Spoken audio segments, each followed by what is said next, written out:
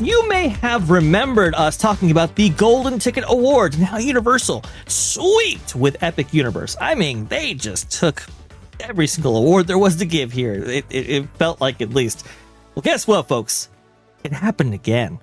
Oh, yes. From that Park Place, Universal's Epic Universe leads 32nd Annual Thea Awards. Disney wins just one award for a bar, and it's as amusing as it sounds. This is my Chambly over there. November 20th, 2025.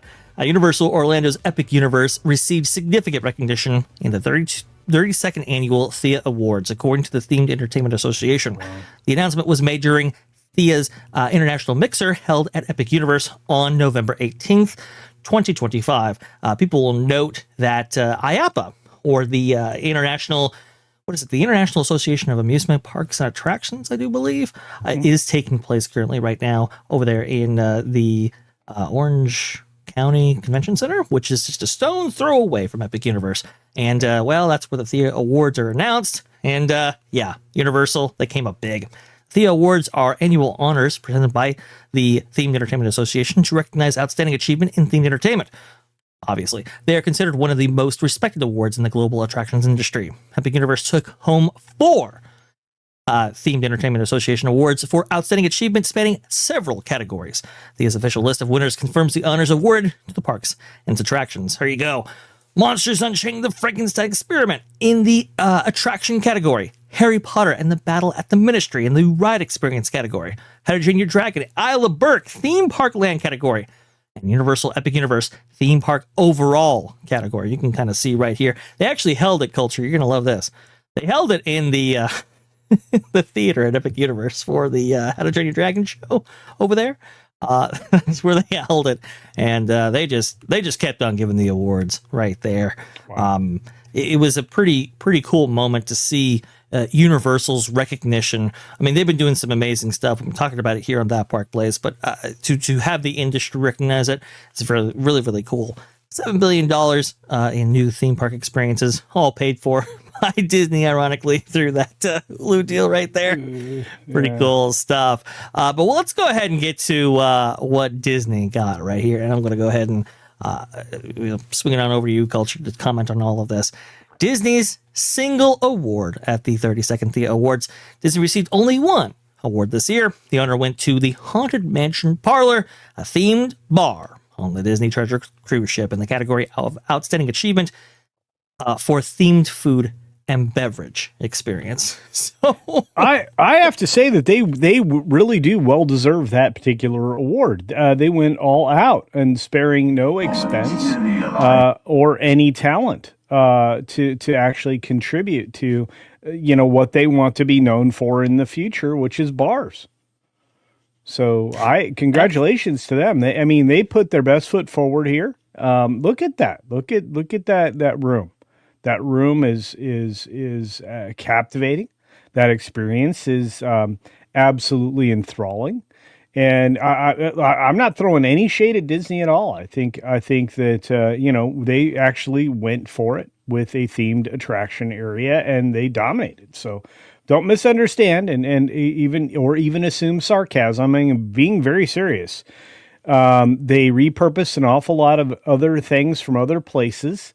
Creating just amazing or beautiful replicas, and basically gave you the feeling of the Haunted Mansion right there on your cruise ship, which I think that's pretty cool.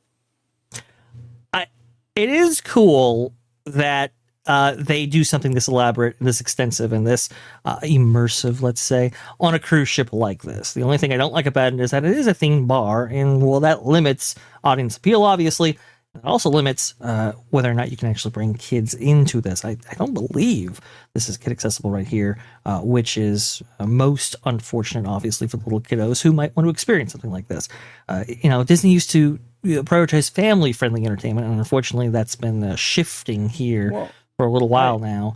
What annoys me...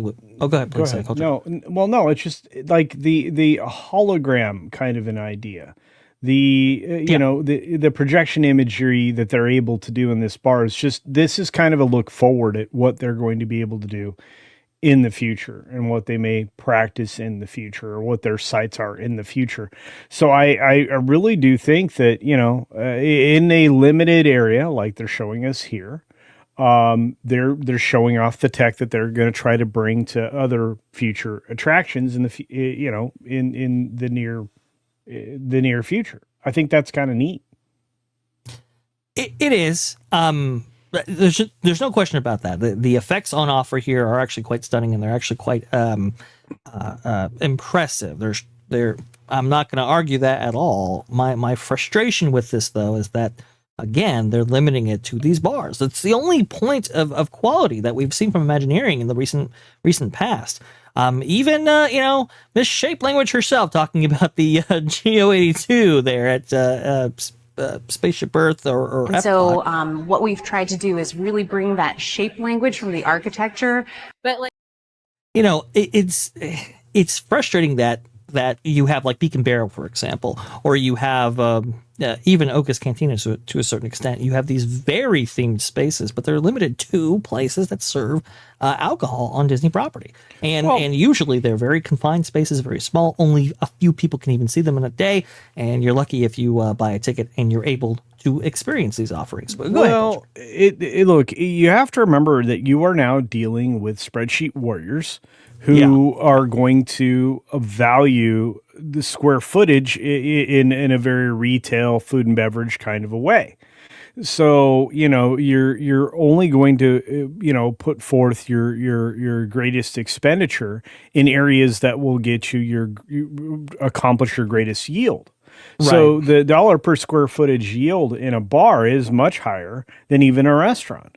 Food and beverage spaces, seem like a logical place for a spreadsheet warrior, somebody without practical, experience in the real world, to realize, the most, immersive places, because it pays. It pays the bills, right? So, the other parts of the ship, you can't have these dancing ghosts. It's not going to pay off. The Walt Disney Company didn't used to be this way. They used to imbue all kinds of stuff into every single nook and cranny, even the queues and so forth. Now, it's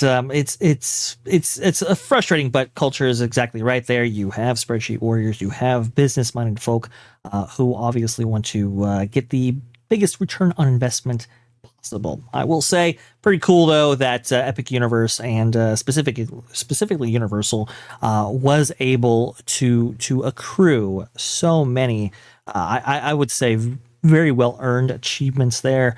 Very interesting too that how Isla Burke, a lot of people maybe looked over it when looking at the large assortment of different portals on offer by Epic Universe. Maybe initially thinking, it's going to be more of a kiddie land, even though it might be immersive.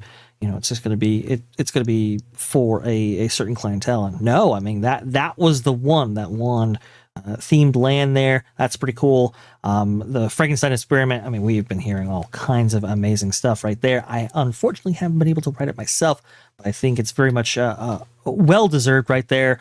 The battle at the Ministry. I mean, what more can I say about that? The queue itself is a world-class attraction, and obviously the attraction on offer there, very impressive. It's a very interesting time in the attractions business right there. We're going to be having more coverage on IAAPA actually during the next Extra Magic Hours. That's going to be tomorrow at, I do believe, noon, if I'm not mistaken. So that's going to be really, really cool to go over all of the announcements. But bringing it to you here, the Thea Awards, Universal, clean sweep, well deserved. Thanks for watching That Park Plays News. For more information, consider checking out www.thatparkplace.com. And don't forget to subscribe, share, like, and send this out on your favorite social media accounts.